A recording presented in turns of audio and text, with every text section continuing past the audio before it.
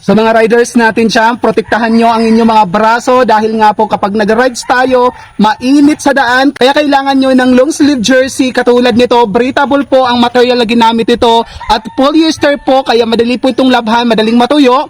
Pag sinabi nating breathable po, ibig sabihin tumatagos yung hangin sa kanya at yung tela nito ay malamig. And pwede rin ito isuot sa mga nagagapas dyan na may mga palayan para protektado yung mga braso kamay natin ng hindi mainitan at hindi po mangitim. By the way, pwedeng buy one take one ang piliin nyo, pwede rin po solo lang. At para sa inyong reference naman po, yung pinili kong size is medium and then yung height ko po is 5'3" at yung timbang ko po ay 63 kg naman po.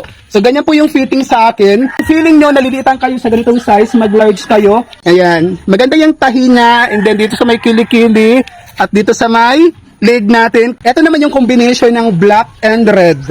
Ang ganda ng design, di ba? Sa inyong likod. So hindi siya nabubura kahit labhan mo to ng paulit-ulit. Kaya kung naghahanap kayo ng long sleeve jersey, ito, ilalagay ko na lang po yung link nito kung saan tayo nag-check out dito sa Yellow Basket.